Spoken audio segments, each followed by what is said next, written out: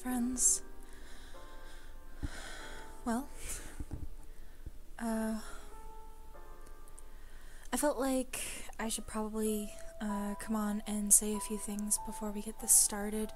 I know that you've probably seen the title already, and I gave content warnings, but I just wanted to be sure that everybody was aware that the game that we're going to play today is about emotional abuse, it's about mental illness, gaslighting, and divorce. And I know that on my streams, I typically like to keep it very light and I like to joke around. That's not gonna happen this stream. Because there are things that I cannot joke about and will not joke about ever, and this is one of them. I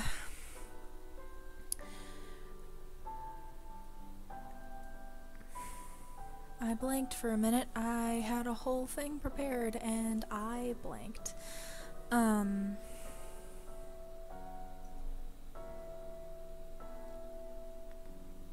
Drez, how are you?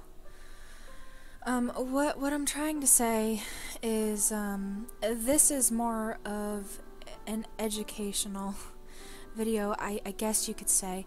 We're gonna be looking at what a unhealthy relationship looks like, and what people in a healthy relationship would never do, and how they would never treat other people. This is something that I had to play ahead of time, just to make sure that I was comfortable playing it, because I have been in this situation before, and there were times playing this that I had to step away and take a couple minutes because the scenarios and the conversations that happen are so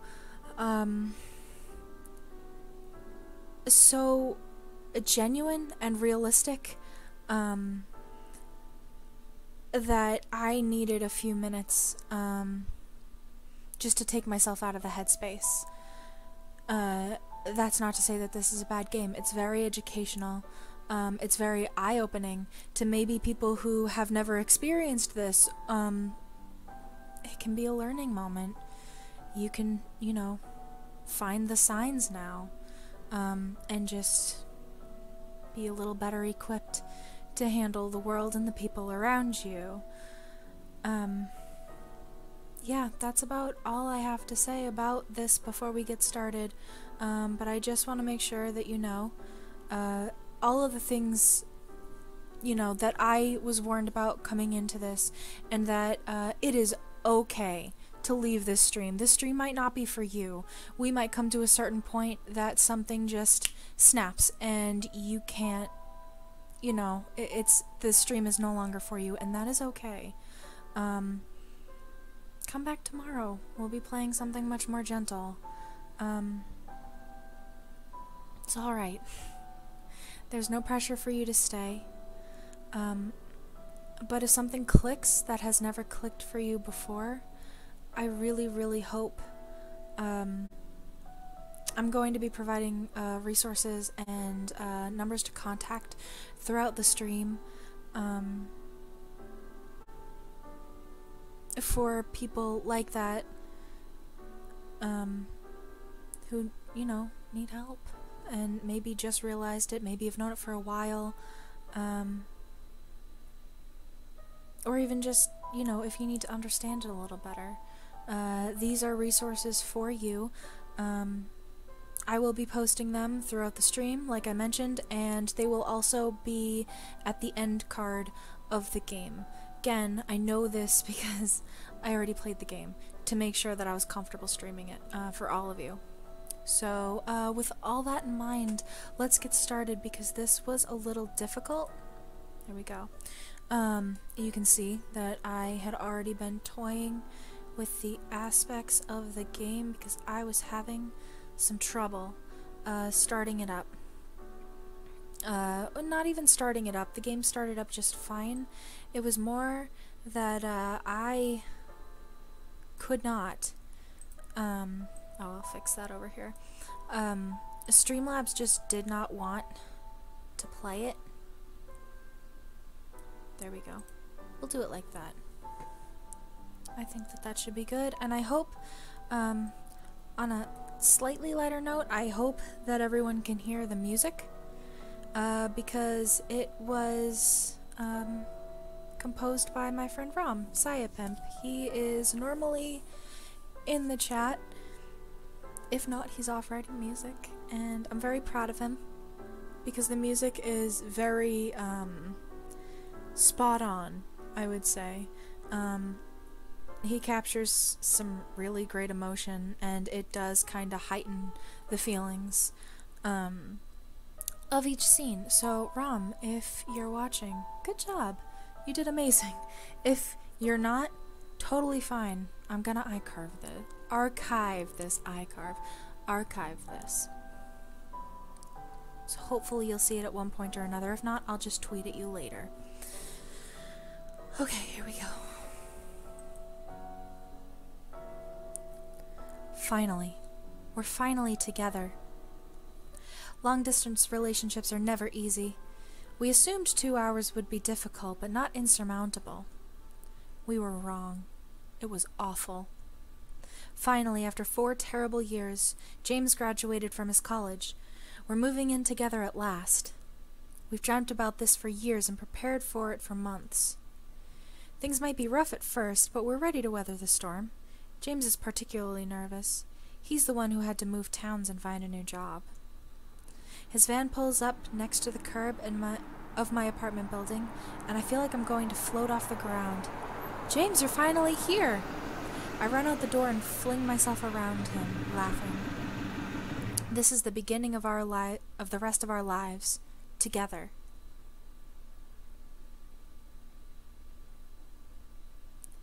But the first day isn't as happy as I hoped it would be.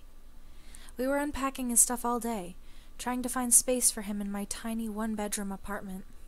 I got rid of a ton of stuff to leave room for him, but it wasn't enough.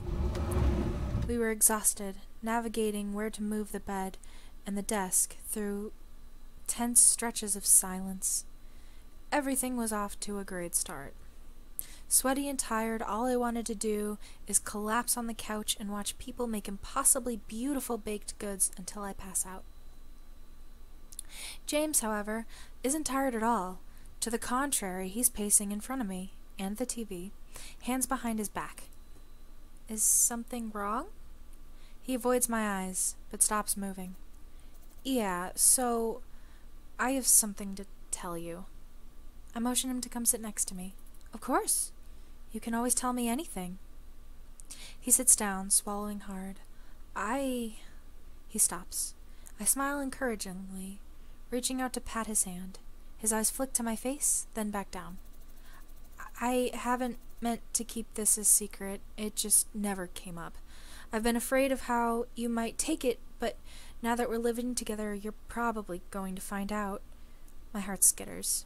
Find out about what? Promise me you won't leave me. About what? I'm a bit depressed. I'm hit by relief so palpable it escapes me in a sigh. James makes a face. Sorry, I thought... I jumped to the worst conclusion possible. I thought you cheated on me. Of course I'm not cheating on you. I never would have thought you were depressed. You were always running around, meeting up with people, hosting those game nights. It was easy to hide when we barely saw each other. I could always make myself look busy, even if I wasn't. But I'm trying to warn you. I can get really moody.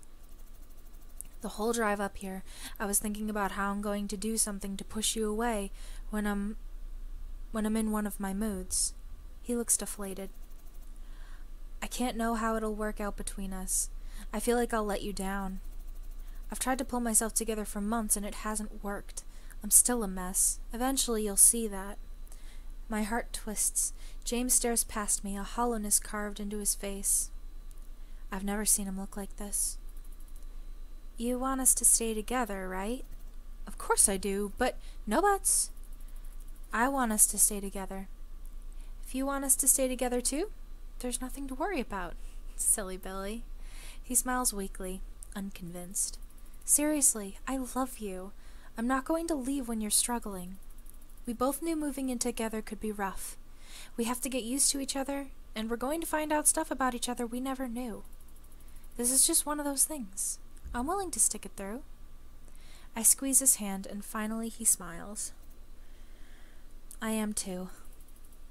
Have you been to see a therapist about this at all? I was seeing the college counselor. Now that I'm out here, though, it's not affordable. I bite my lip. James hasn't even started his job. The plan was I would quit my job so I could concentrate on school. There's a particularly valuable internship I'm hoping to qualify for, and my grades aren't up to snuff as it is. It's a long-term plan, but it leaves money tight for the time being. I already feel guilty enough about relying on James for money. I told him I could handle all of the household chores in exchange, but as if reading my thoughts, James starts rubbing my back. I don't want you to stay at your job. I'm fine. My counselor gave me tools for dealing with this. I wasn't trying to make a big deal out of it. It's just something that's probably going to affect you. Maybe. No, it's important you qualify this year. I'm not in any danger. I can wait it out. I force a smile. If you say so. It'll only be a few more months. When things settle down, your therapy will be our first priority. Deal? Deal.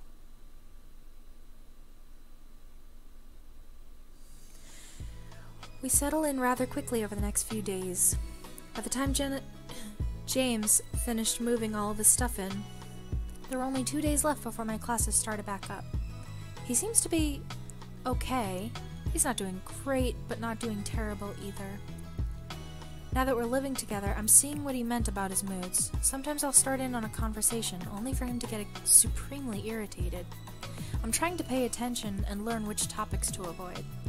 Still, it's hard to see him upset this often. He's pulled me through so many dark spots. Even before we started dating, James was my best friend for years. He got me through failed tests, fights with friends, college anxieties, and my general fear of the future. Even when what I did was questionable, he believed in me when others didn't. He's always made me feel like I can do and be more. I want to do something to cheer him up. So, I got him a present. An exact replica of a sword from his favorite show. Every time the hero unsheaths it, James marvels at it. It's something he's always coveted. Maybe finally having that dream come true, with something tangible he can touch, will help him feel more at home here. Wait until it's the night before his first day of work. Oh, I wait until it's the night before his first day of work. Thankfully, he's still not as familiar with the apartment, so he didn't know about my hiding spot above the boiler. What is this? When I present it to him, his eyes shine with glee. It's heavy. What is this? He eagerly unwraps it as I struggle to look blasé. The lid comes off, and he lifts the blade out of its velvet tomb. Oh my god. He says it in a sort of flat way. He doesn't sound excited. It's the Obleron! Don't you recognize it? It's the real deal. An exact replica. So it is. He tests the sword in his hands. He tries to wield it one-handed, but it's so heavy he ends up having to hold it with both. After giving it a few timid swings, he sets it against the wall next to the door. Do you like it? Well, he takes a deep breath. I don't. I'm sorry. Actually, I thought you knew. I don't like collecting junk. I prefer to have fewer belongings. Junk? This thing, I mean, it's expensive. I know, because I looked into it once. I decided against it because I couldn't justify wasting money on something like this. Wasting? My voice comes out like a squeak, and I clear my throat. Sorry, it's a nice gift, but we're living together now, and since money is tight, I thought we would be more careful than this. Of course. Why didn't I think of that? I'm sorry. I was trying to help you feel more at home. I mean, I do like it. Kind of. Or, I appreciate the thought at least. He stops mid-sentence, his eyes widening for an instant before he turns away. James? What's wrong? It's nothing. No, I saw something happened. What's wrong? You look so sad. I won't be upset.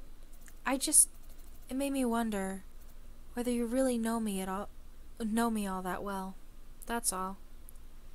I felt like I was trampled by a horse. Sorry, I'm sorry. This is why I didn't want to say. I know you care. My brain, we haven't been living together all that long. I've talked about this before, but maybe you didn't connect the dots. I'm so sorry, but I do love you, and I do listen. I have to pause, because my throat is tightening up, and I don't want to make everything worse by crying. I got all caught up in wanting you to be happy. I thought you loved the show so much you would love this. But you're right, I should have thought about it more. I'm sorry. I wanted to cheer you up. It's okay. He says it, but he still looks so sad. I want to hug him or something, to make this awful moment a little better. Instead, James drifts away towards our bedroom door. Sorry, I'd like to be alone for a bit. I need to get myself back together. I'm still in transit, so I'll be able to stay. I'd love to get your thoughts on this game. Yeah, absolutely, Rom. I said it earlier, but you did phenomenal with the music. I've already played it once, to make sure that I was comfortable with streaming it, and that I, knew people would be comfortable watching it. But yeah, absolutely. Have a safe trip home, and I hope to talk to you soon. He goes into the bedroom and shuts the door. All right. Really, there are always speed bumps in these situations. James needs time to himself when he's upset. Of course. It felt different when space was over a phone instead of within the same 1,000 square feet. But we just moved in together. He's got a new neighborhood, a new job. We're trying to make room for one another in our lives. And he's depressed. He's going through a lot right now. Hopefully, as the two of us adapt to these new circumstances, he'll go back to being more like his usual self. That's a very big misconception about mental illness, which we'll talk about later. Regardless, I love him. Even though it'll be hard, I want to support him through this. I knew it would be rough at first, and I'm not willing to turn my back on him when things get rough. That is something I promised myself I would never do. No matter what, we will make it through this. That's right. It was about 3 years ago. So that's another thing I wanted to tell you about, is that in these cutscenes, and there are a few, the dialogue to the left is our character, and the dialogue to the right is her boyfriend, James. I think my parents are going to get divorced. His eyes widen. He places his hand over my own. I'm sure that's not true. Everything will be fine. I stare him dead in the eyes. No, it won't. I was hoping things would get a bit easier for James after he started his job and had a new routine. Unfortunately, that wasn't in the cards. Despite the good word my dad put in for him, James immediately got on the wrong side of his boss. He thinks I'm arrogant. He thinks I'm a pushover. He thinks I'm entitled, and he wants to make me work hard to cure me of it. He comes home late every night, stressed out of his mind, a new anecdote about his boss or that coworker on his lips. I turned in the papers, but then Melissa told me I stapled them wrong. Stapled them wrong. Who cares about how papers are stapled? I did the work, didn't I? She could tell me nicely how to fix it. But no, she shouts it in front of everyone. Then she drops the papers on my desk and walks away. It's hard enough to learn all this stuff on the fly, and now she's picking on me about staples. Half the time, the anger shifts into sadness. Then he spirals. I hate this. I need to work for us to live, but I feel like I'm making everyone's lives harder. making mistakes left, right, and center. I'm pathetic. It happened again tonight. To see him like this again, hanging his head. He looks like he's given up. Usually I can pick up his mood when he gets like this. I put on a show, I get him some dinner, and he calms down. Everything ends up fine. But I was supposed to go out with Chelsea. It's our night to catch up and let off some steam. I glance from my phone to James. I know I can calm him down. And it's only one hangout with Chelsea. She won't be upset. But I hate it when I can't keep my word, and I promised her. But can I really leave James like this? Okay.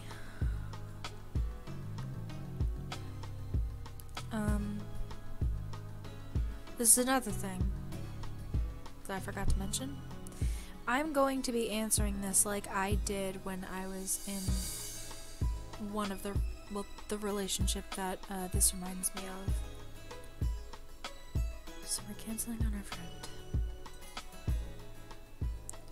This is not, for the record, I don't think that this is necessarily unhealthy. If your partner is really upset and your friends are understanding, I do not think that this is a sign of a toxic relationship. I think that this is a sign of, somebody wanting to make sure that their partner or their friend or whoever is okay. I can't do that to him. Chelsea will understand. I'm sorry, Chelsea. I can't come tonight. What? Why not? James is going through something. I want to be there for him. Chelsea sighs. Well, that makes sense. Fine, but you have to make it up to me later. Of course I will. I hang up and head out of the bedroom. James hasn't moved an inch. That was Chelsea, right? Yeah. Is she mad? No, of course she's not mad. A still silence. An uncomfortable silence. I sit next to him on the couch, rubbing his back. Why would you think she was mad? He sighs. I don't think Chelsea likes me. She's loud, and it's hard for me to be around people like her. I don't think she's ever gotten over how we were in high school. She judges me. What? Chelsea would never do that, and I'm sure she loves you. He snorts. Like everyone else loves me, huh? Like my boss? That's not got anything to do with it. Your boss just doesn't know how great you are. Don't give me that. If I'm so likable, why isn't Chelsea nice to me? She is? She isn't. I swear she isn't. You just don't see it because she's your friend. Listen to me, please. It's not like I'm happy about this. I want your friends to like me. I know that I don't have any friends of my own up here. It would be great if Chelsea liked me, but she doesn't. No one does. No, that's not true. I stay up late, comforting him and talking him past these thoughts. We put on his favorite show, and it eventually turns into a pretty good night. As we head to sleep, we avidly discuss what we think will happen in the next episode. Next time, I tell myself, I won't cancel on her.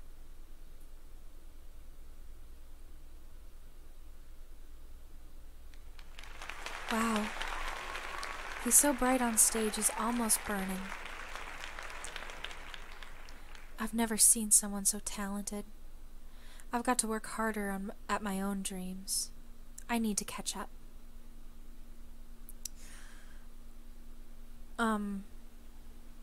Real quick, what that was depicting is them when they were in high school. She saw James as somebody who was just naturally good at everything, and was very supportive of his hobbies and his passions. Lately, his moods are getting worse. I used to be able to comfort him and work him out of his spirals. Now it's like they're stealing him away. I've been staying at home after school, trying to help him feel better, trying to keep him balanced. It's almost become like a second job. I haven't hung out with my friends, and it's starting to take a toll on me. I warned them I wouldn't be around for a while, and they understood. They said they'd still be there when everything died down, and those are good friends. Oh, did I click off? but it's been hard. I miss them. I sigh. What's wrong? He looks up at me over his spaghetti. He's in an alright mood at this point, eyes bright despite the tiredness wearing on his face. I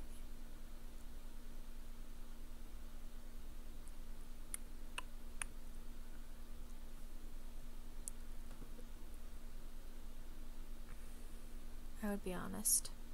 Well, it depends on the situation, but when it's about my friends. I'm missing my friends a bit. I haven't seen them in a while. Why haven't you seen them? Can't you call them up and go hang out? Yeah. I trail off. I didn't think this far ahead. I haven't exactly told him why I've been staying at home with him every night. Isn't this sauce great? I really think I nailed it. I pop a bite of spaghetti into my mouth, but to no avail. He's still working out the implications of what I said. When he finally connects the dots, I see the realization on his face. You haven't seen them because we've spent so much time together, huh? I spin my fork in my spaghetti, unsure of how to respond. You've had to take care of me, huh? Ridiculous. What? I mean, you're always having to clean up after me and help me feel better. Of course you miss them. Of course you want to see them instead of me. Why wouldn't you? Not again. That's not true. I love being around you, and I will help you with whatever I possibly can. I love you. Sure you do. I'm a mess you have to babysit to help me keep things together. What's not to love? Meanwhile, you're perfect. Everyone loves you. You should go hang out with your friends. You'd be better off with them. I'm not going to leave you, James. You should.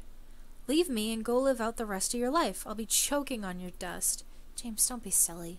I'm not being silly. I'm serious. You're going to leave me eventually. Might as well be now.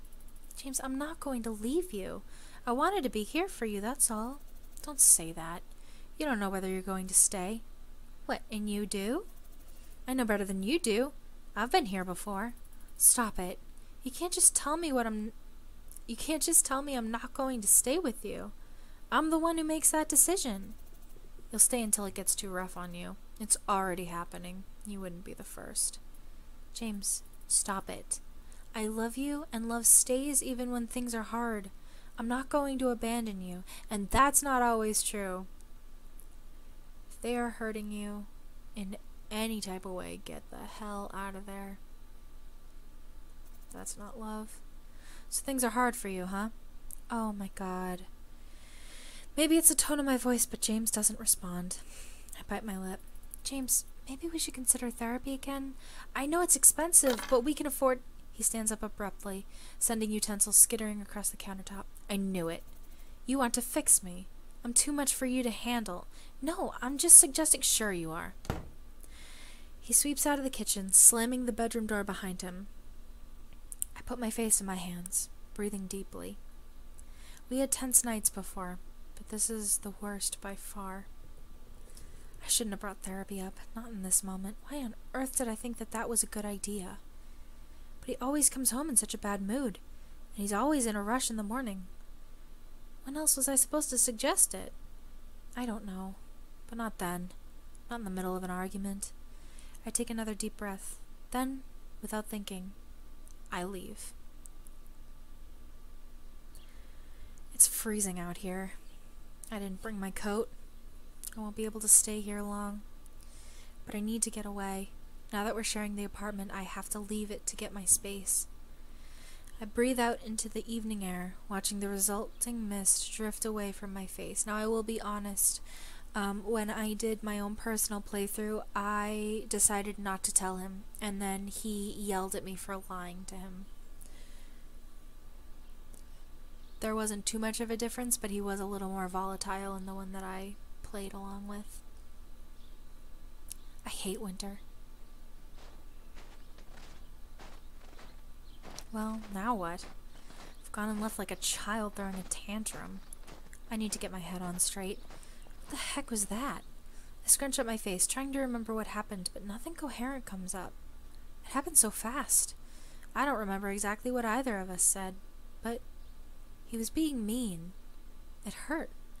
Nothing like this had ever happened before. Back when we were in high school, James could be a bit rebellious. He always had a biting sense of humor. But I don't remember him ever doing something just to upset someone. On the contrary, he was always trying to make people laugh, making our days a little less boring. He was ready to jump into the real world and show it what he was made of. I loved that about him. He was braver than I could ever be. In the end, he inspired me to pursue English seriously. Up until that point, I thought it was a pipe dream.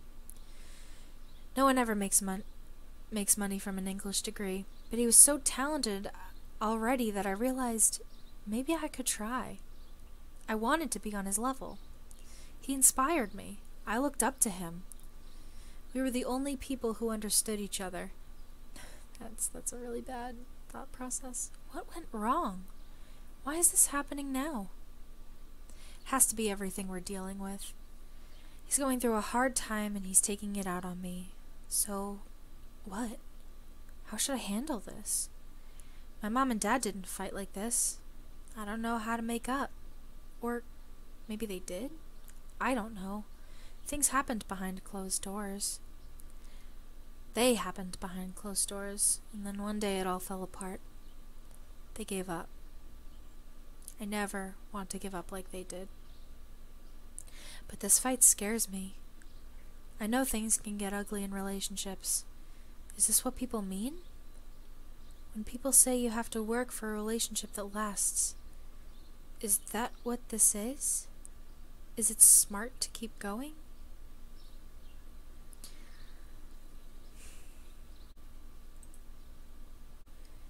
It's too early to call it quits. James was there for me after my parents divorced. He believed in me when no one else would. And this, to me, still kind of makes sense, because you want to be there for somebody who was your best friend and, is having depression problems. This does not excuse behavior at all, but this, more than anything else, did make sense to me. James was there for me after my parents divorced. He believed me when no one else would. After what James and I have been through together, he deserves my support. Even if he did upset me this time. I have to forgive him. No, you don't. By the time I make it home, my heart is in my throat. I try to sneak back inside, but the front door lets out a loud groan.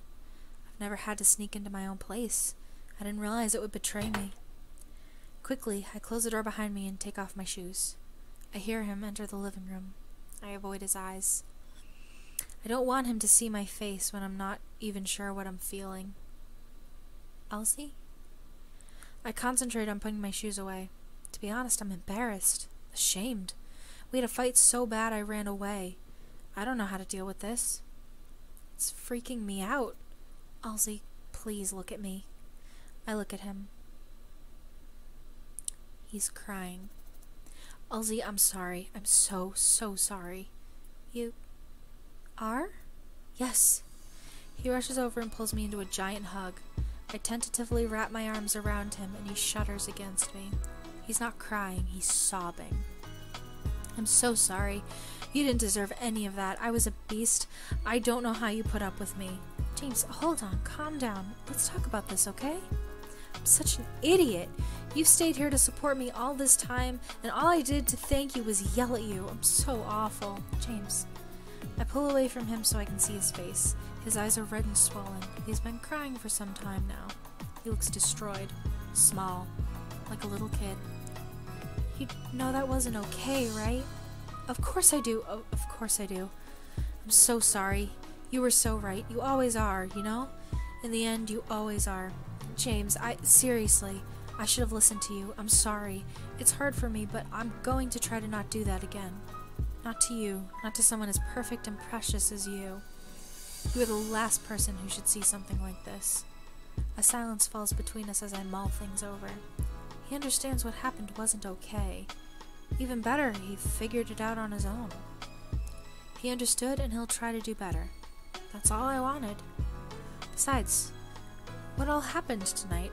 We got upset at each other because we miscommunicated. That's all. It was a little argument. Everyone fights sometimes. You know, it's funny. I was really upset earlier, but and now it kind of seems like it wasn't that big a deal. He smiles. I'm glad you feel that way. I'll make sure to be more careful from now on. For the first time tonight, I truly smile at him. Thank you so much, James. I love you. I love you too. $35 in. Oh my gosh! You won! James picks out the bear I wanted. For you, my queen. I hug it to my chest, absolutely giddy. Thank you so much! I've always wanted someone to do something like this for me. You're worth it.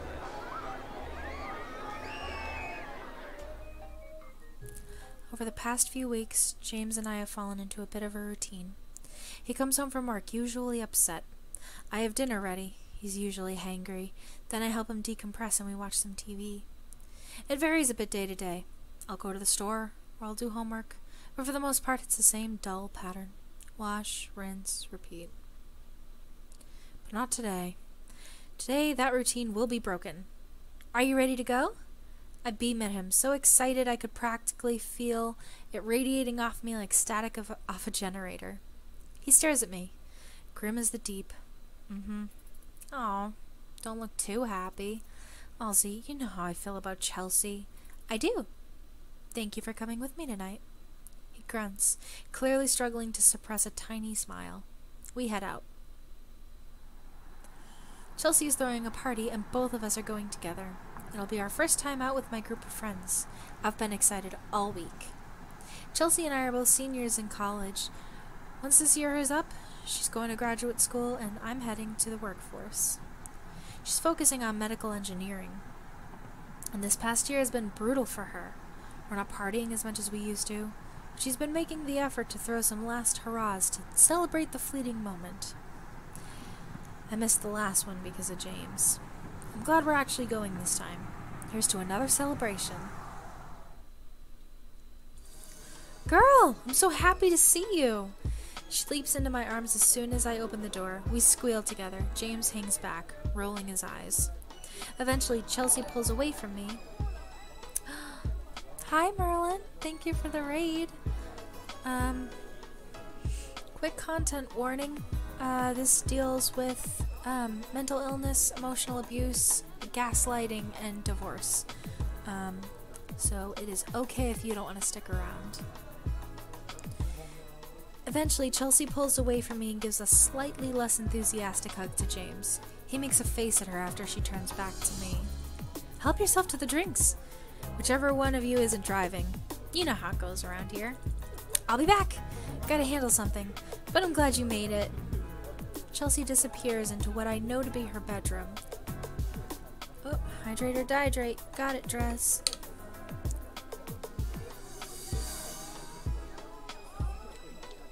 Thank you. James and I turn to face the massive throng of people. Thank you again for the raid, Marilyn. I appreciate it. It's been so long since I made it to a party, and this one seems particularly overstuffed. People already spilled drinks on the floor, and I struggled to step over the sticky patches in my heels. I'm not used to being around this many people anymore. Maybe I've spent too much time indoors. It's overwhelming. James seems equally uneasy. Well, to me at least. Excuse me. He looks cool as a midwinter breeze on the outside, but I know he's panicking. I stick close to him, unsure whether I can throw James in the hot seat. In the end, I decided to follow his lead. Thankfully, James makes an effort after I point out some acquaintances from my German classes. The conversation goes smoothly enough. James does well, but they don't seem too interested in him. I'm not exactly close to these people, so I didn't expect anything more. I hope James won't let it get to him. We float from group to group, with me introducing James and trying to maneuver the conversations to be more welcoming to him. It isn't long before I'm exhausted. It's all a bit much. Everyone's nice to James, but in a distant way. I'm starting to get worried. I'm not sure what it is about him that's putting them off. Maybe it's something about how I'm handling myself? Or maybe everyone's already heard about him. Maybe they truly don't like that I'm with him. Maybe it wasn't all in his head. I didn't realize it, but I was hoping James would hit it off with someone and make a friend. Whoops. Hang on. I didn't realize it, but I was hoping James would hit it off with someone to make a friend. Instead, it's almost like he's repelling people away. Or is he? Everyone already knows each other here. Am I overthinking this? Maybe I'm drunk. Maybe I shouldn't be drinking this much. It's hard to get a grasp on the situation. I can't tell whether I'm thinking clearly. The music is loud and the lights are dim. It's been a while since I came to something like this. There you are! Thankfully, in that moment, Chelsea finds me. How you been?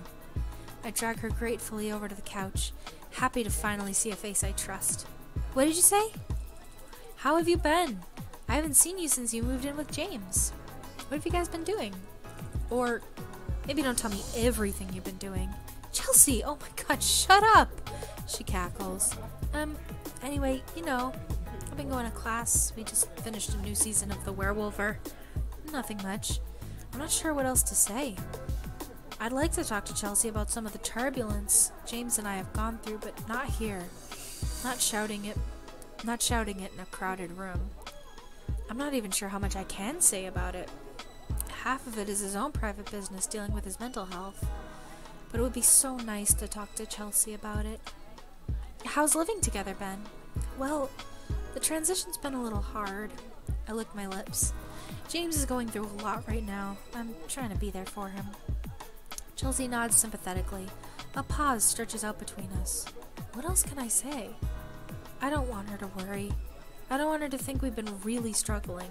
It would be nice to talk to her, but it's nothing we can't handle ourselves. But it's nice to finally have him here and I can actually touch him. We can cuddle now. Yeah, you were looking forward to that so much. Hi, yes, the raid did work. Thank you so much, Merlin. I appreciate it very much. Yeah. I take a sip of my cranberry vodka. Is this a weird conversation? Is Chelsea being weird, or is it me? Am I overreacting? Am I overthinking things? Am I drunk? Wait. Focus on someone other than yourself, Elsie. How have you been? Oh, girl. Wait. What happened the last time we talked? I told you about that guy in my French class, right? The one who brought the GoPro in? I don't think you did. Well, get ready for this. She stops abruptly, looking up. I follow her eyes. Hey, James! Good, seems my laptop was just being weird for me. Totally okay. Happens all the time. Hope your stream was good. Hey, Chelsea. Things going well for you? Yeah, they're great. I get the impression Chelsea wants the conversation to end there, but instead a smiling James sits down next to us. It's fine for me. Oh no, I was talking about Merlin's stream. Hey, so I'd like to get to know you better. I know we didn't see eye to eye in high school, but you're Alzie's best friend, Alzie? I forget how I pronounced it the first time. Alzie's best friend. It's important to me we get along. I beam. He's really trying for me. It means a lot. Sure. Chelsea's uneasy at first, but the conversation flows to a book the university highly suggested we read for the year. It was absolute trash. His stream was awesome. Hit my goal of 50. Congratulations, Merlin. That's wonderful. They seem to be hitting it off relatively well, and I'm not about to get in the way of them finally bonding. I take a back seat to the conversation, riding it out until the end of the party. James drives us home, since he wasn't drinking. I'm exhausted. All I want to do is get home and crawl into bed. Maybe I'm too old for parties. We're being awfully quiet. I snap out of my thoughts. Oh, yeah, sorry. How do you think it went? It was alright. I'm pretty tired now. You didn't look like you were having much fun. No, I was. I mean, I don't know. Things felt a little weird this time around. I'm not keeping up with Chelsea. We haven't been able to talk recently. I feel bad. James takes a deep breath like he's preparing himself for something. Listen, I genuinely think she doesn't like me. Oh, great. This again. I mean, you saw me. I tried to get to know her. I really tried to get along with her, but she's weird around me. I don't know what I did. Again, just so we're all on the same page. According to the protagonist, or our character, it was awkward at first, and then it started to flow really well. So this could just be projection on his part, or maybe she really doesn't, and the main character just doesn't see it. I'm going towards the farmer. She did seem a little uneasy, but was that because of James, or because of something else? I can't remember. It's all a bit hazy. And I bet if we had gone out with Chelsea that night, we would probably have context for this. She certainly wasn't as warm to him as she is to me. But why would she be? She doesn't know him all that well yet. Surely she doesn't have some kind of grudge against him from all the way back in high school. I mean, they didn't really get along back then. He kind of infuriated her. But that's all in the past now. She likes him. She's always supported our relationship. Hasn't she? I know this is going to sound weird, but hear me out. I think she's mad I'm taking up all of your time right now. And that makes sense. You've been there for me. You've been an amazing girlfriend. Is that it? It would make sense if it was. I did feel something strange when I was talking to her. Like she was mad I wasn't keeping up with her. I'm worried she thinks I'm forcing you to stay around me and not see your friends. I'm worried she thinks I'm being bad to you. Well, if she does think that, she's wrong. I'm the one making the decision to show up for you. You're not forcing me to do anything. Yeah, I wish she knew that. It's hard for me to feel good about her when things are like this. I'm worried she's going to try to convince you I'm being bad to you. I'm sorry. If she does do something like that, I'll try to explain the situation to her. It makes sense she'd get confused, but that's not what's happening. I'm doing this because I love you, not because you're making me. Yeah, she's your friend, and I'm important to you. I'm sure she'll understand. Thanks for hearing me out. I know it's a little weird when your boyfriend and your best friend don't get along. You're both important to me. It seems like it's just miscommunication. I'll figure it out. Later, after I wash my face and crawl into bed, I text Chelsea. I apologize for the distance between us and explain it's something I'm choosing to do. I stopped just short of asking her not to blame James. If she isn't blaming him and we're overthinking this, I don't want to give her any ideas. Girl, don't sweat it. I get it. I'll be here when you're ready. That's all she says. It makes me uneasy.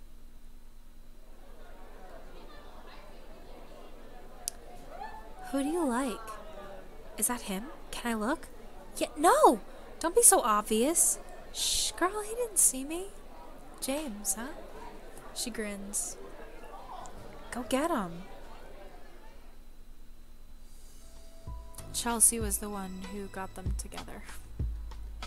I'm having a bit of a bad day. When I woke up, James was already in a tiff. I messed up the timing for his breakfast and he was nearly late for work. Class was long and exhausting. I don't feel like I'm picking up the material like I should be. Chelsea's been on my mind too. I haven't spoken to her since the party. I'm letting everyone down, but I'm not sure how to start setting things right. As soon as I get home from school, I collapse on my bed. I don't get back up. I'm awoken by the sound of a door opening and a bag being thrown to the floor. I bolt upright. He sounds angry. What happened this time? I stumble out of bed, still bleary-eyed from my impromptu nap. James is standing in the kitchen, chest heaving with his efforts to calm himself. What's wrong, honey? What happened today? He stretches his hands out in front of him, as if trying to measure something. All I wanted today was to come home and have a nice, relaxing dinner with you. Okay? Let's do that. How can we when there isn't any food?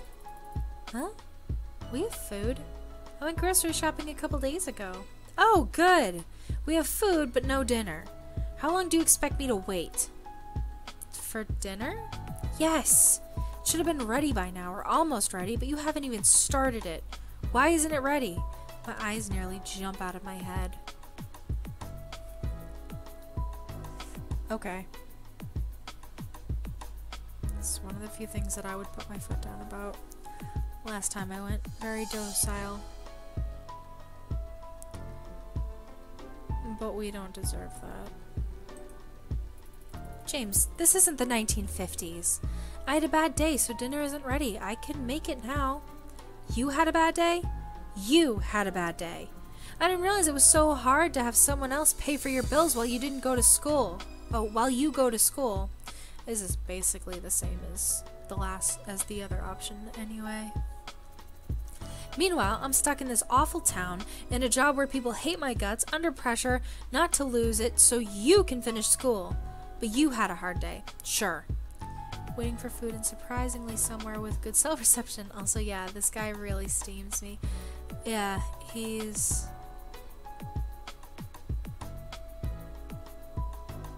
not great. James, you're being mean. I'm being mean? Yes, you're being mean. What would I have done? He scoffs, as if unable to comprehend me. Yes, you can't expect me to have dinner ready for you when you come home every single day. Really? I can't? Because that was part of the plan. He is absolutely a piece of work. I'd move up here. I'd work while you went to school. You'd take care of the house. That was the plan. We were going to work together. I guess I'm the only one holding up my end of the bargain. That isn't fair. I only offered to do that because I felt guilty. We didn't agree to anything. It's not like there's a contract somewhere saying I have to be your maid. Yes, extra round of applause for Merlin for reaching 50 followers. That is fantastic. Congratulations again. Pfft.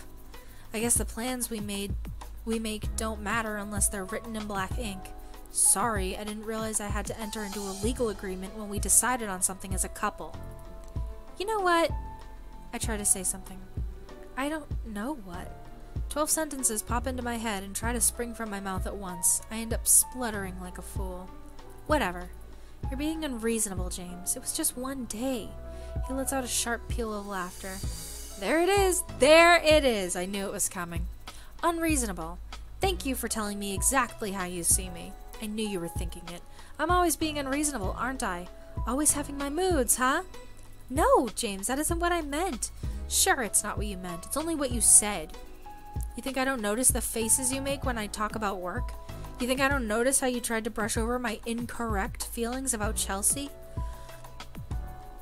Cara did the art for it, too? I didn't know that. She did amazing. You pretend none of this is happening. I have a hard time and you think it's the depression talking. My feelings aren't real to you. You always think I'm being unreasonable. No, I don't. Where are you getting this from? I can hear the tone in your voice when you talk about these things. You think I don't notice, but I hear it. You don't care about what I'm going through. I do care. You can't tell me what I think. I know how I feel and you're wrong. You're jumping to conclusions again. He rolls his eyes, a grin on his face. Again. There it is. No, my head is spinning. He's wrong. I don't treat him that way. I don't think I do. I always try to be supportive. I try to watch my tone. Have I been doing this wrong the whole time? Maybe I don't understand everything you're going through, James, but I'm trying my best here. Like you're trying your best with keeping up with the house? Yeah, you must care so much. That's not... No, listen, really. I want an answer here. How am I supposed to feel like you love me when this is what happens? You always act like I'm overreacting. You always treat me like my feelings aren't real. How am I supposed to feel like you love me? Seriously, I'm asking. I'm not trying to make you feel like I don't care about you. That's too bad, because that's what's happening. You might not be trying to, but that doesn't matter when that's what's happening. When that's what happens.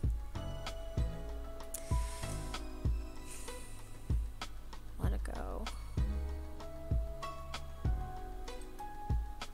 I close my eyes. This is the choice I made last time too. The room won't stop spinning. The words won't stop. I feel like I'm going to throw up. I just want this conversation to end so I can get my head on straight. It doesn't matter. None of this matters. This isn't the time. We've both had a bad day, and we're only making things worse. I'm sorry. I do care about you. I'll start dinner, okay? Go relax. He rolls his eyes, but a tiny smile appears on his face. He heads into the bedroom. I head into the kitchen.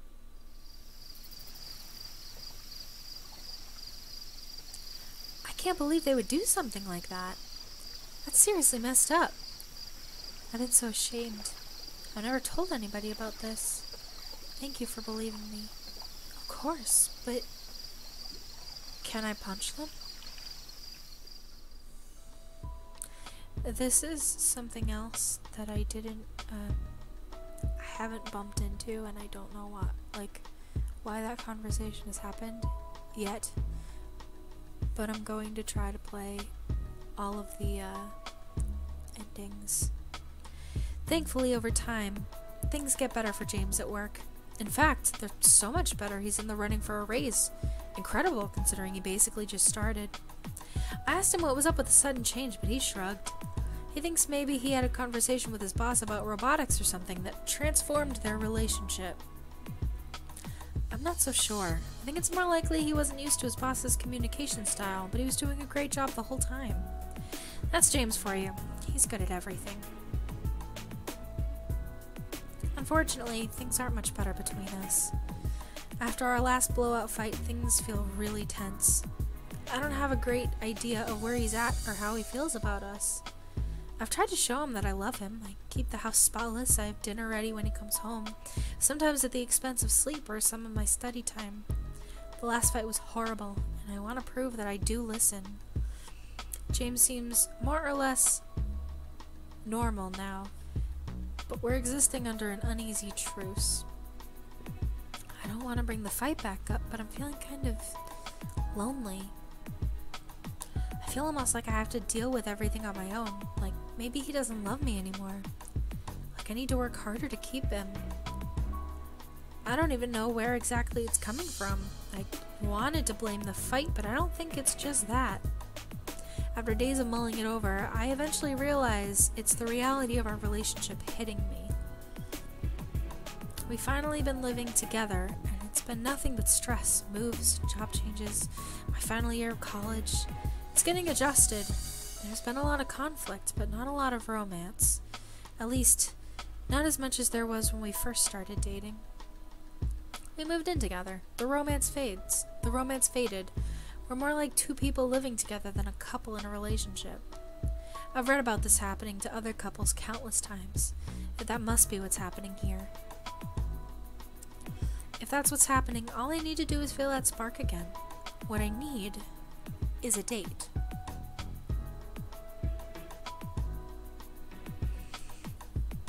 It's never been easy for me to ask for help.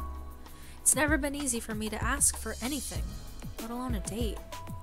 I don't know why I'm afraid to ask him for this. We're dating. It's not like he's going to say no, but I'm terrified. But when it comes down to it, I'm more afraid our relationship will fall apart. I don't want things to keep going like this, so for the sake of our future relationship, I can do this. I approach him with this in mind. Excuse me, anxiety humming in my chest. James? Yeah? What? I was thinking, I've had a bit of a hard time lately. I feel kind of lonely. So, why don't we go on a date together? I think that would fix it, and I would feel a lot better about things between us. What do you think? What do you mean, things between us? Well, there's so much going on. I feel like we haven't made time for each other. We haven't really prioritized each other. He sets down the book he was reading as quick as a cat's pounce. You think I'm not prioritizing you? I nod, dread building in my stomach. I literally moved across the state to be with you. I abandoned my friends, my family, my job, everything, just to be with you. But you feel like I'm not prioritizing you? Of course. I didn't think about that. Of course he prioritizes me. Of course he loves me. I was getting in my head again. What else do you want me to do? What else do I have to do to prove myself to you? I'm sorry, He was going to interrupt me, face reddening, mouth wide open, but holds back. He grows thoughtful, the red draining from his face. Then he fixes his eyes on me. I got caught up, I think, in everything going on. I wanted some reassurance, but you're right. I'm sorry. You're right. Listen, I'll see. He reaches for my hands, holds them both in his, stroking them gently with his thumbs. I've been thinking lately, and I've noticed this pattern with us. A pattern? Alright, Mel and I are back on the road to head home. Have a good rest of your stream. I'd love to get your thoughts later. Yeah, of course! Have a safe trip home, and tell Mel I said hello. Yeah, you keep feeling like I'm not enough for you. I'm not doing enough or being enough, one way or another. I do? Sorry. He nods slowly. Oh no. Really? I make you feel like you're not enough for me? Oh my god, James, I'm so sorry. At first I didn't want to even think about it, but stuff like this keeps happening. You're mad at me for getting even a little bit upset with you, or for not getting along with Chelsea. I wasn't mad at you for upset with me then. I stop. I was upset for him for those things, it's true.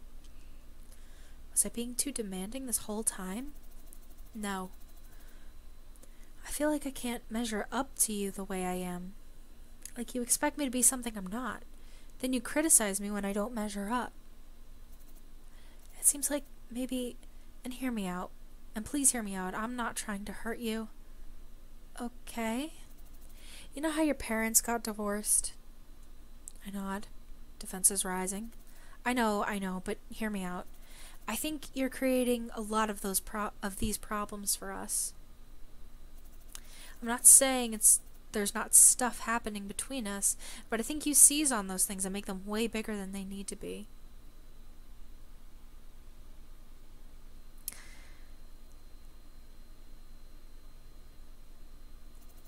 Maybe you're acting out now that we're living together and we're being more intimate. I mean, you remember what you told me when your parents first got divorced? You don't know what a loving relationship looks like. And you're taking advantage of that. I think you're getting in your head about a lot of this stuff. Feeling insecure. You're trying to fix things before they even break. End result being, you're picking on me for a lot of stuff that isn't necessary to pick on me for. I try to take this in, head swimming. My parents didn't have a happy marriage even before they divorced. They didn't lash out at each other, but they didn't love and support one another either. At least, not in the way I think a healthy couple does. I guess I'm not sure. I don't know what a happy couple does, just like James said. I do tend to feel uncomfortable around Chelsea's parents. They love each other a lot and express it almost constantly. It's uncomfortable for me. We did start having these problems after we moved in together. That's what I'm saying. I haven't changed, except that I'm horrifically stressed out. But you? It's not like you to be like this, Elsie. I close my eyes. Not like me? Why does that hurt so much? It's true that I'm stressed out and my emotions are all over the place lately. I felt like a can of compressed air, too much pressure. But I've tried so hard not to let it affect James. But maybe trying didn't do anything. I'm always drained, always negative. That negativity leaks out onto the person closest to me. This isn't the first conversation that's gone sour because something in my tone of voice or choice of words upset him. He was never sensitive about stuff like that before. Could he be right?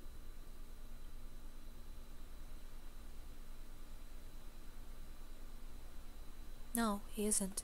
It's not because of the divorce that you're thinking this way. I never had any issues with my other relationships. Then again, I haven't truly dated before him. Only silly teenage flings lasting a month or two. They were barely relationships.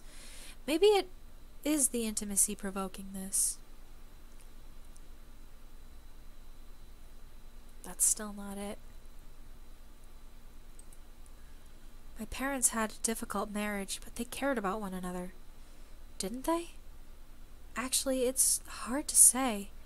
My mom told me the problems started happening 8 years before they divorced. I wasn't paying attention. Even then, they acted pretty much the same before and after the divorce. They never changed their behavior, at least as far back as I can remember. So, which of them was loving each other? Which was them loving each other, and which was them lying to us? If I can't even tell, maybe I truly don't know what a healthy love looks like. It still doesn't make sense. These problems didn't start until we moved in together. Maybe we're incompatible, but it seems so odd. What changed? I've known him for 8 years. We've always gotten along. The only thing that changed is that we're living together now, and we're in love. It's all pointing back to the intimacy. I've always had problems distancing myself from friends. I've always detached myself, even when I didn't want to. Chelsea pops into my head and I wince. It wouldn't surprise me if old patterns showed up here, too. No. Do I feel like I'm insecure? Do I really have problems with James, or am I projecting? I don't know what to feel anymore. The only thing I'm sure of is that I'm afraid. I'm afraid to lose him. I don't want to turn out like my parents. I don't want this to go wrong.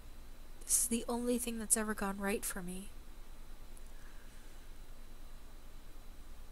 Just so we're clear, there is nothing wrong with divorce. She's got a lot of anxieties, but it's not about that. I mean, some of it is about the divorce, but, well, you'll see.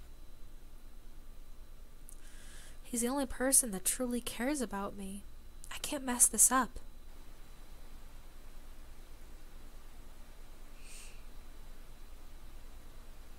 I can't mess this up. Something touches my hand, and I jump.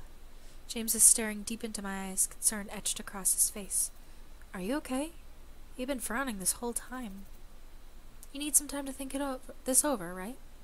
I nod. I figured. I know from my old counseling sessions, it can be hard to accept something like this. It's hard to wrap your head around. You feel like you know yourself so well, but then something like this throws you for a loop. It's okay. Take your time. I'll be here with you to talk about it later.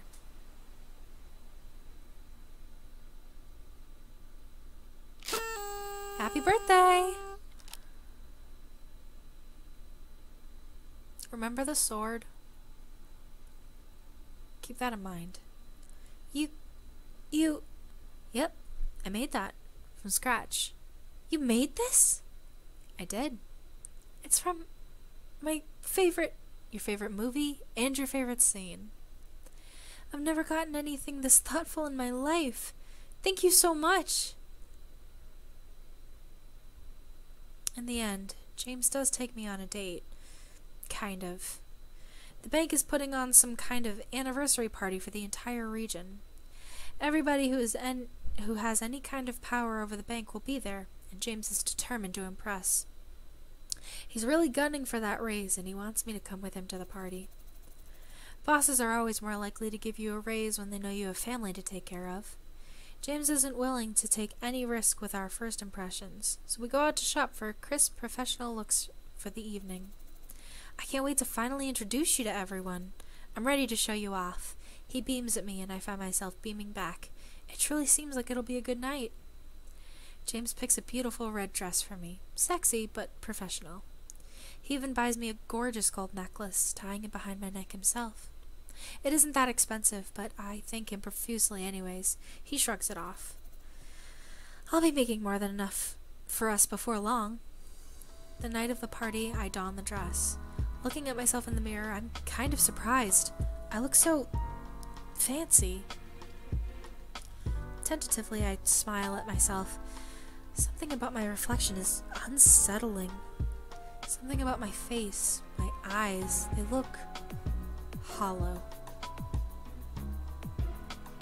I need more sleep. Hydrate or dihydrate, you got it, Merlin. Thank you.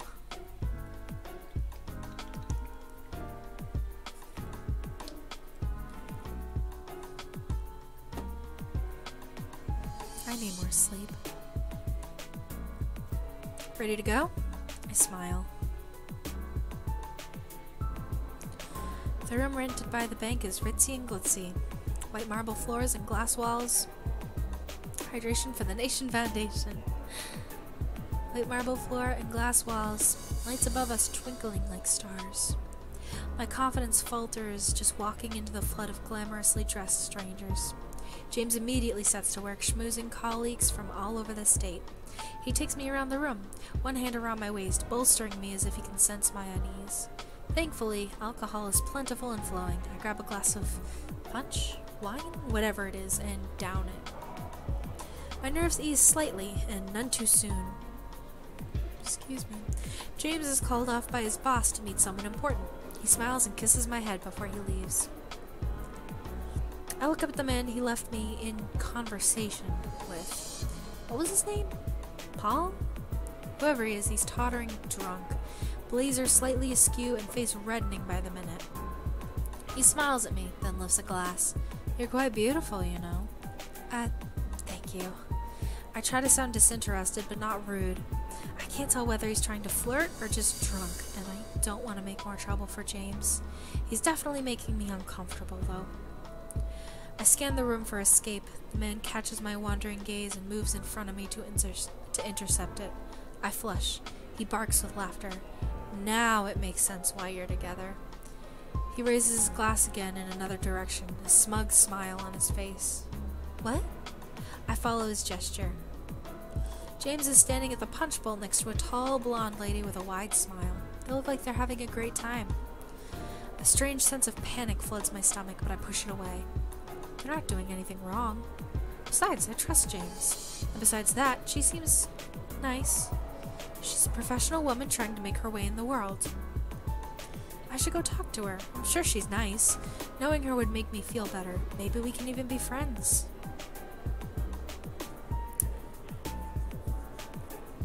I head across the floor, worried my movements are giving away my nerves. A bright smile plasters itself across my face. Hi! My voice is unnaturally high, even to me.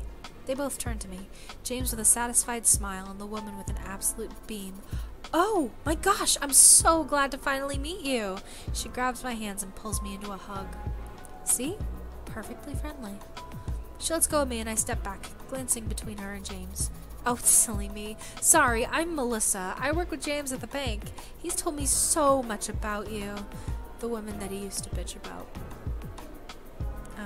Our character probably doesn't remember, or at least she didn't in my playthrough. Of course I have. James flashes a smile at Melissa, and I look between the two of them, somewhat bewildered. He's never mentioned Melissa to me. Before I can parse what that might mean, she's asking questions. You're still in school, right? Her eyes flick to James. Yes, I am. I'm an English major. Oh! She giggles, a low hum that vaults into this high screech at the end. That's incredible. The world really needs more English majors. I eye her, uncertain as to whether she means that sincerely. She sounded sincere, but nobody in her industry would feel that way, right? I must have taken too long to respond because both Melissa and James burst into a fit of barely concealed laughter. I try to recover. I do love it.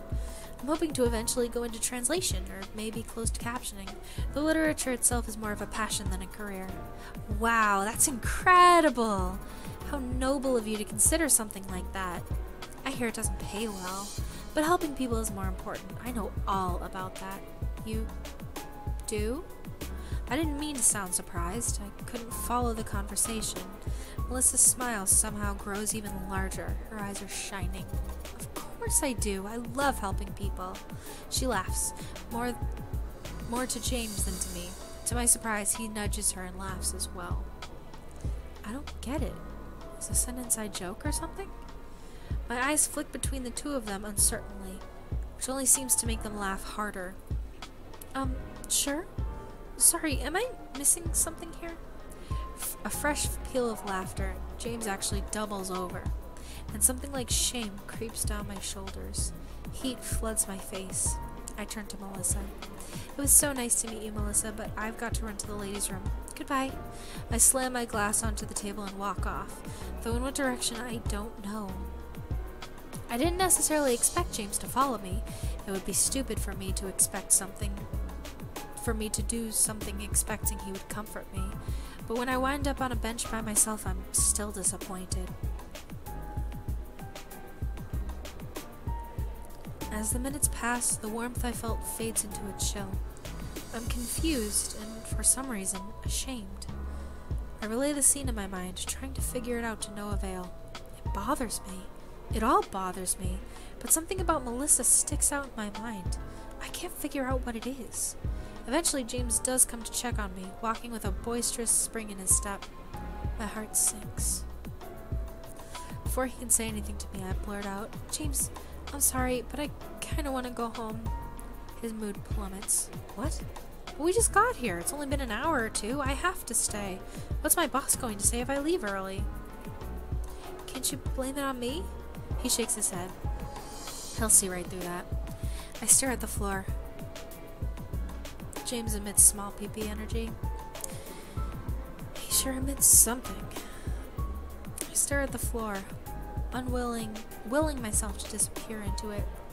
I can't ask James to abandon his opportunity for a raise just because I'm uncomfortable. It's only one evening. He's still having a good time, at least. After all, he's doing this for us. It's okay. I'll tough it out. I smile bravely up at him, but he's not even looking at me.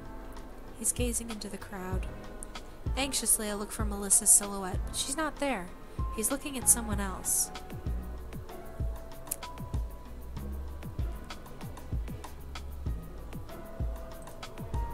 He goes.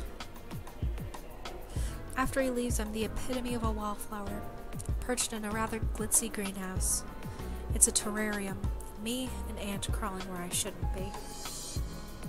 I spend my time gazing into the sheet of glass behind me, seeing nothing in the depthless darkness but my own frightened face. A bitter laugh rises somewhere inside me, but I think if I let it out, I'll start crying. Some hours pass. I spend at least one of them watching Melissa walk around the room, ferociously beaming as she goes. As I do, something around her neck catches my eye. It's a gold necklace, similar to the one I'm wearing. Then James is standing above me, fuming. "Get your jacket. We're leaving." I'm confused. The party isn't over, but too grateful to argue. I grab my jacket and go.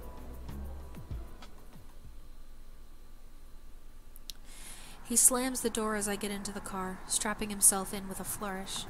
"Why couldn't you just keep it together for just one evening? Cheryl had to come tell me to take you home. She was worried about you. Said you looked so sad and scared. She thought something was wrong with you, like you were sick." I'm sorry. I tell you what, maybe something is. I don't understand what he means by that. I'm awash in a strange mixture of shame and happiness. At least someone cared how I felt. But how does James look now? "Cheryl, does she work with you?" My God, first Melissa, now Cheryl too? I flush. "I didn't say anything about Melissa. You didn't need to. She told me you were watching her tonight." He clucks his tongue. "Really, Melissa is my friend, and I was happy you two got to meet today. I can see why you might be worried, but you don't need to be. She's just a friend, and I think she can be a mentor figure for you after you get your degree. Do you like her?"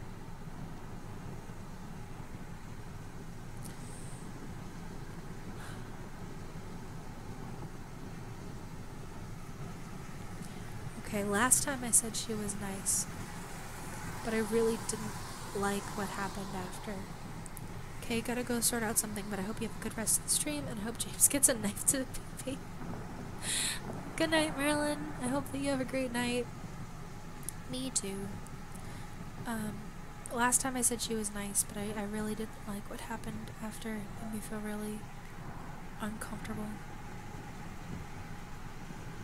So this is going to be the more volatile response, and I know it, but I'm going for it. I felt like I was missing something. He lets out a sharp peal of laughter. "I knew it!" He reaches over to pat my hand. "Don't worry, sweetie, I only have eyes for you." He says it like it's a joke, and I'm not sure what the punchline is. It's the exact same thing. Okay. The truth is, Melissa creeped me out. She's too happy to actually be that happy. Her smile's as sinister as a knife. But But there was no point in telling James. He'd make fun of me for it. There's no reason for me to be worried about Melissa. I know why I'm nervous. My parents' situation has me paranoid. No. And now I'm looking for danger everywhere. I've seen firsthand the devastation cheating can wreak. And I don't want it for myself. It's already happening. James and I have been over this. We came to the same conclusion. It's something I need to work on in my own time. For the first time, I truly believe he's right.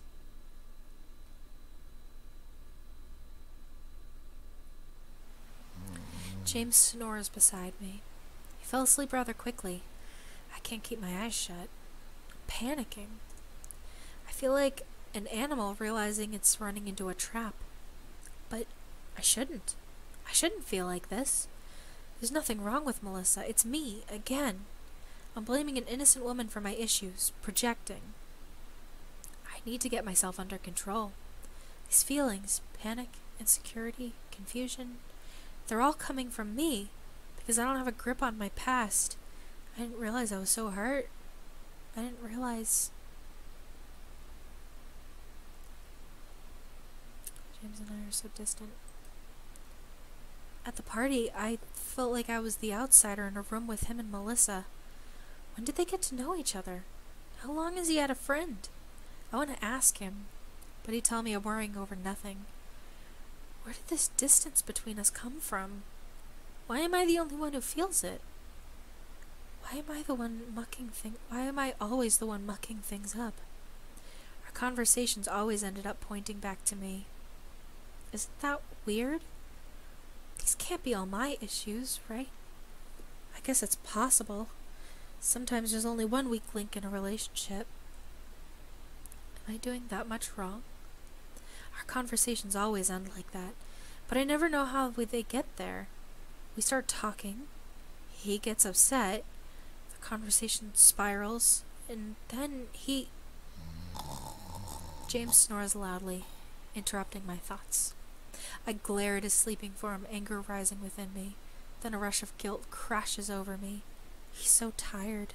He looks so peaceful. He may have left me alone at the party, but he took me home early, didn't he? It's just like he says. I need to pay attention to the stuff he is doing, not the stuff he isn't. Not the fear, not the panic, not Melissa. Him. I smile. I love him so much. If I still feel this way about him, there can't be anything wrong with us. If I still feel this way about him, I have to try harder.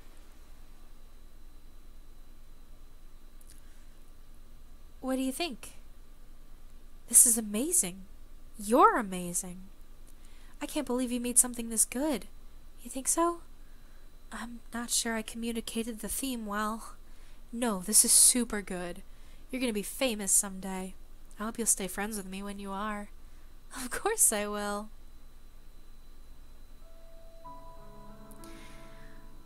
Basically, she's trying to justify all of the behavior now with how kind he was to her before they started living together. I mean, that might be obvious, but it helps for me to say it out loud. It's weird. I was crying so often just a bit ago.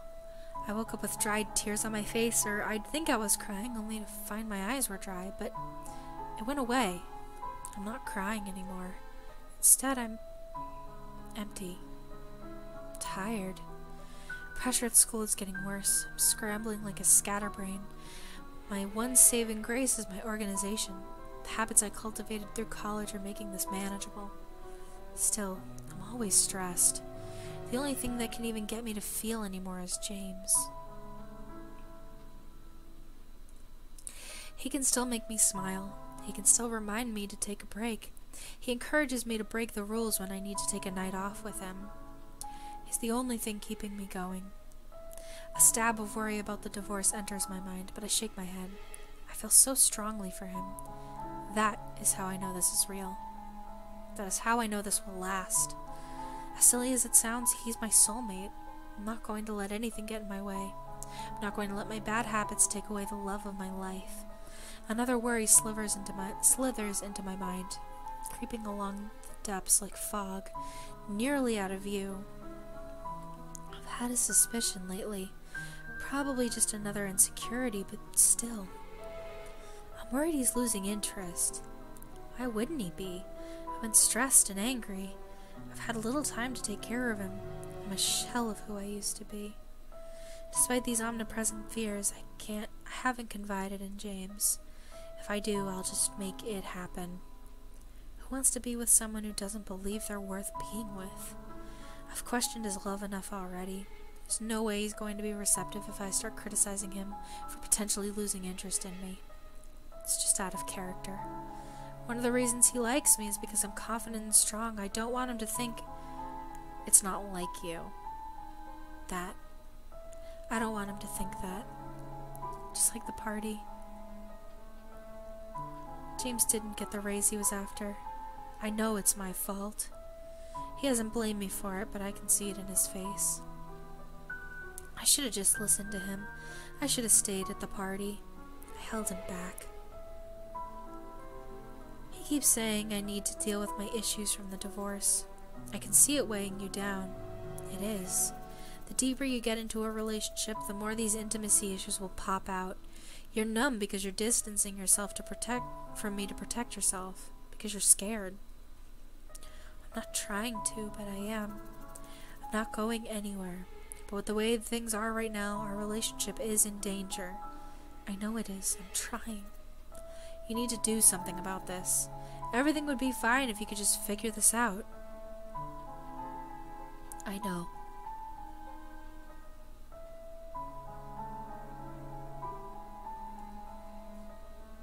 Figure this out. I can do this. I do have issues. I know I do. He's telling the truth. I can get through them. I can. I really can. I need some books. I need workbooks. I need to study. We can't afford a therapist, and even if we could, he needs it first. But I'm going to figure this out. I'm not going to lose this relationship just because something happened to me that was out of my control.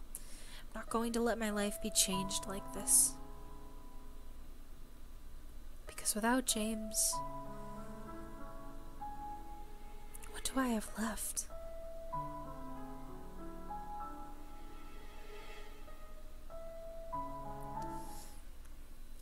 Hey, what's up? Why did you want to see me all of a sudden? I wanted to give you this. A present? Is it a pizza? Yeah. Are you going to open it? I'm kind of awkward with opening presents in front of people. Okay, I'll leave. But, tell me what you think of it? Sure.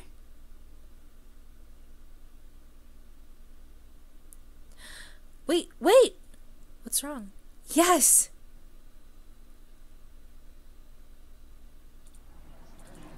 Girl, I haven't seen you in forever. Chelsea beams at me over a cup of coffee.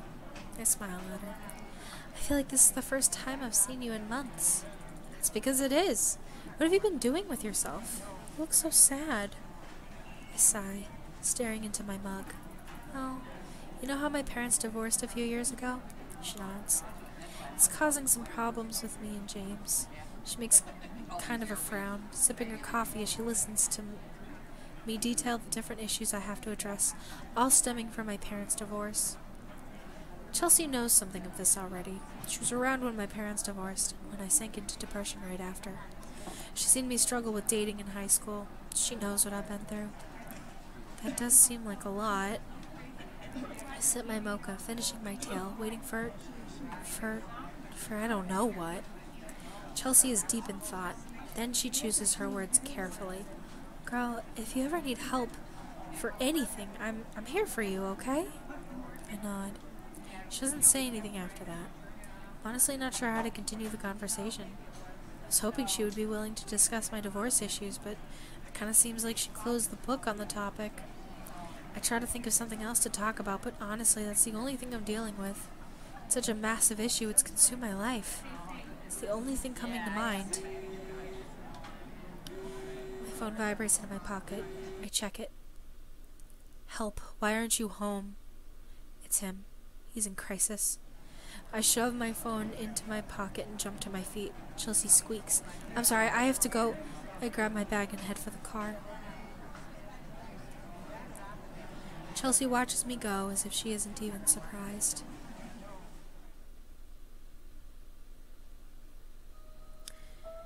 As soon as I step foot through the door, I know something's wrong. He's standing in the living room. No, pacing. Hands clawing up and down his face like he's trying to rip his skin off. I stare at him. What's wrong? Calm down! He shrieks, a wild sound of pain. The movement of his mouth highlights tears running down his face. Fear pricks me, crawling up my back and nestling into my neck. Rom did really good with this sound. With this scene in particular. Something I've never felt before trickles through me, from the tip of my head down my spine. It's cool, like mint. The world sharpens and blurs at the same time. I'm panicking? I start moving before I even know I want to. The walls of my apartment move slowly past, sprawling above me like an endless void. Every sensation, every sight feels stretched. The borders between my body and world disappear. Suddenly I'm in my bedroom. I don't know how I got here. My body is doing this on its own. I'm trapped, watching this all happen. I can't even feel. Heavy footsteps sound behind me, following me. My neck prickles again. I take a breath. I don't feel it. The sound grows closer and closer still. I scan the room for something. I don't know what. Then he's there, behind me. I can feel him, breathing, reaching. I throw myself across the room onto the bed and grab for something, anything. My hand touches something soft, and I turn around to thrust it into the shortening gap between James and myself.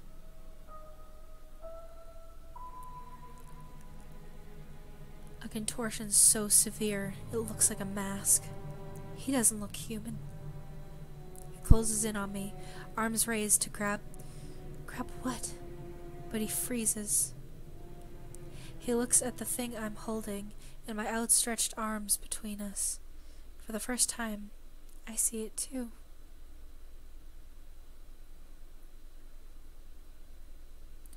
It's that bear. The bear he won for me that day. He looks down at it as I look up at him. He looks at me, then he looks back at the bear. Suddenly, he's calm. Suddenly I can hear again, and feel, and breathe. I'm crying, so intensely I can barely breathe. I'm shaking. The bear falls against my chest as I lose my grip, completely unable to function. James pulls back the covers of the bed. I can't move. My body is constricting itself into a tight little ball. I can do nothing but cry, breathe, and watch. He pulls my body into the covers and tucks them up to my chin. I don't know whether he pats my head. Maybe I imagined it, but I flinch away from his touch all the same. Then he leaves the room, closing the door softly behind him. For a while, there's nothing but the sound of my own frenzied breathing. Then the TV flickers on in the living room. I see the light from the crack under the bedroom door. I stare at it, replaying and replaying what just happened. The images flash through my mind, but they don't form any kind of coherent narrative.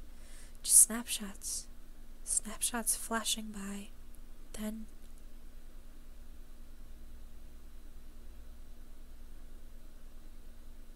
I wake up. It's morning. The buttery smell of pancakes waft through the air.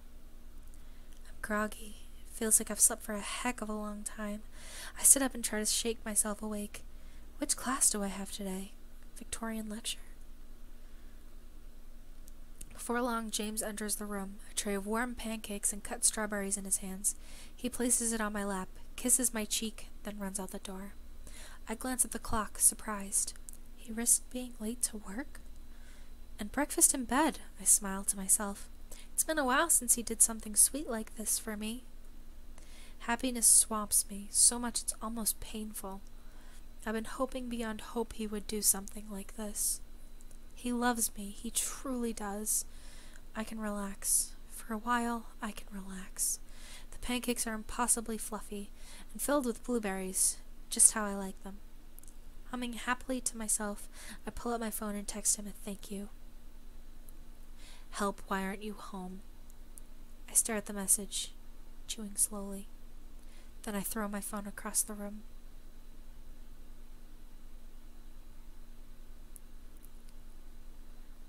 Sorry, he's been going through a lot right now.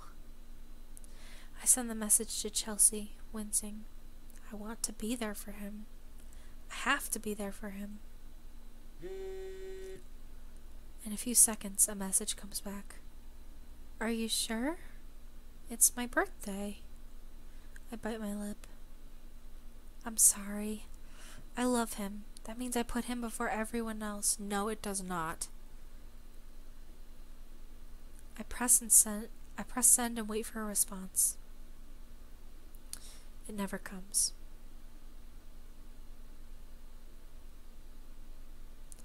James and I are talking about marriage, but he's uncertain. We've had so many problems of late. He doesn't think I'll be ready until the divorce issues are sorted. I agree, of course, but I've been working on them. I will do whatever it takes to make this work. I've never wanted to hurt him, even though that's what happens over and over. I hurt him, and I apologize and try to do better next time. Every now and then I wonder whether I'm actually doing something wrong. How is it only James I'm hurting? But then I'm hurting Chelsea too. I'm letting everyone down. I'm hurting everyone. I'm a mess.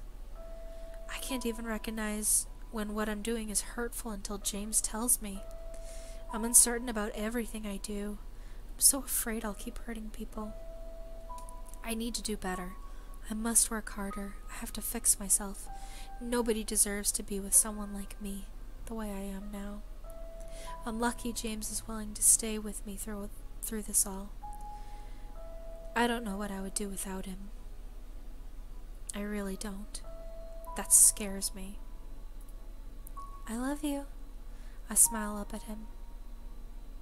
He returns the smile. He pats my hand. Then he leaves for work.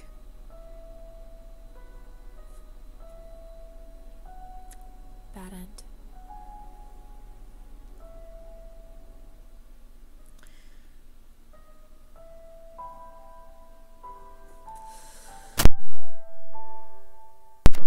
Sorry, had to cough. Terrible moment for it. So, Rom did the music. Kara wrote it and drew it, apparently. I didn't know that.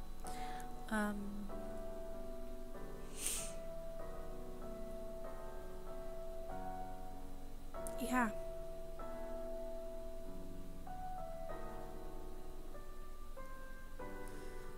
So that is the bad end of To Be With You. Oh yeah, I forgot about this. Hi! Kara here with a little author's note. I wrote this game semi-autobiographically, based on my own experience of abuse. Because I've primarily experienced emotional abuse from an ex-boyfriend, I depicted a dynamic between a man and a woman. However, abuse can happen to anyone of any age, gender, or sexuality. Often, dynamics of gender and sexuality are exploited for abuse. Domestic violence between gay men is often dismissed as two men needing to cool off. Trans and non-binary people experience abuse at alarmingly high rates, and their... My God, excuse me. And their gender identities can be exploited for that purpose. Only I will ever love and accept you. Women can and do abuse men as well. Abusers can also exploit the chronically ill or disabled and those struggling financially. They can exploit systemic racism both to hurt their partners and to prevent them from leaving. With a topic as sensitive as this, I wanted to stick to what I know. However, please understand that abuse can can happen to anyone, by anyone, and it is never deserved. You can find more resources in the menu now that you've completed the game. Again, thank you for playing. Alright, what I'm going to do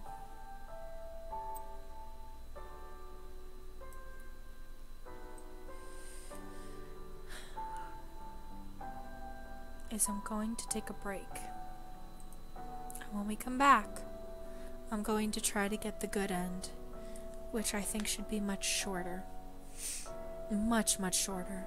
I'm gonna take a break. I forgot to eat dinner. So I'm gonna do that, and then I'll be back in like 10-15 minutes maybe. Thank you for sticking through this for as long as it's been.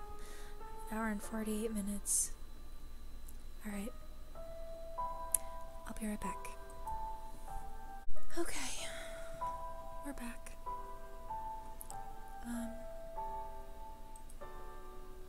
Let's start over. Excuse me, and see if we can't get the good end.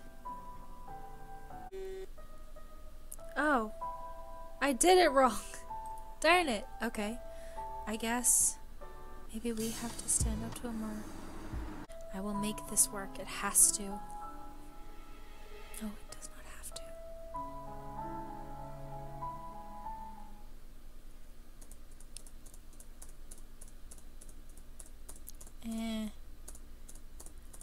I wonder if this even has a good ending.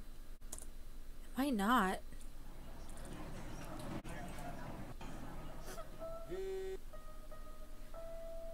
I don't think it has a good end. I don't think that there's any part of this that has a good end.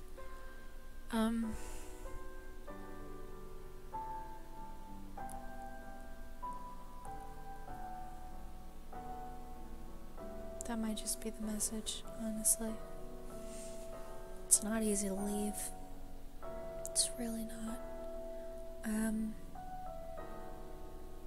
Yeah. Okay, so that was to be with you. I tried just about everything I could.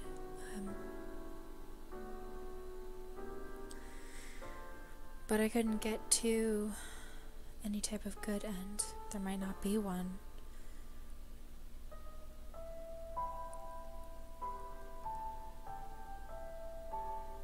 But if you're in this type of situation, it doesn't have to end that way for you.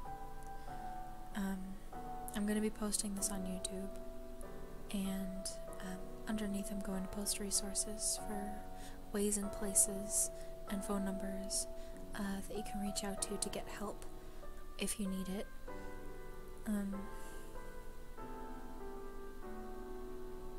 I don't really know what else to say.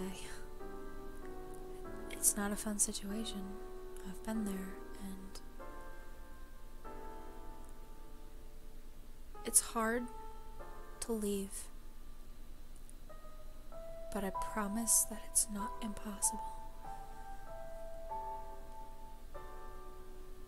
Just know that it's okay to ask for help,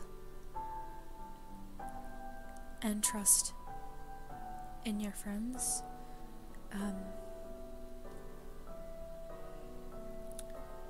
Especially when your partner tries to isolate you, because sometimes your friends are the strongest allies you'll have, and some friends will stay around and they'll make sure to support you no matter how long it takes for you to come back to them, but others won't.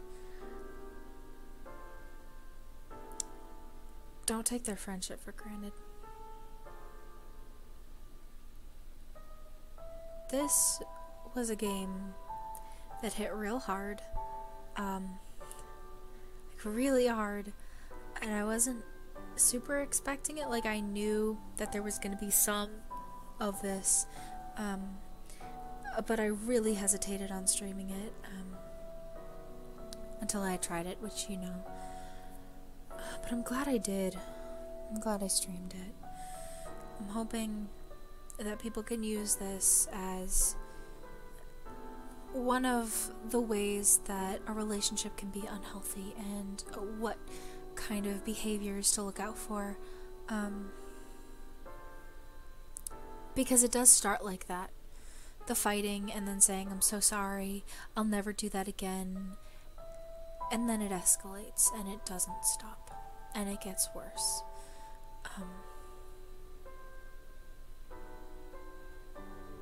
Yeah. That's kind of all I got. But, this was really heavy. It was a lot. I don't know if you're aware, but Illis Seed was the one who created it, which is Kara. And they also created Asagao Academy Normal Boots Club. And that game was always one that I turned to for comfort and gentleness and whatnot, so it's kind of jarring to see the exact same company, you know, create something so spot on to my own experiences and apparently Kara's as well. But it was very jarring to see a company who made a game that I used to turn to for comfort make a game that made me feel the exact opposite. And it's not a bad game. It's the way that it made me feel. Yeah. So I'm gonna switch over to World of Warcraft, but if this is where I leave you for today, thank you everybody so much for watching. I hope that you have a great day, a great night, whatever time it is, wherever you are, and I hope to see you in the next one. So until then, bye everybody.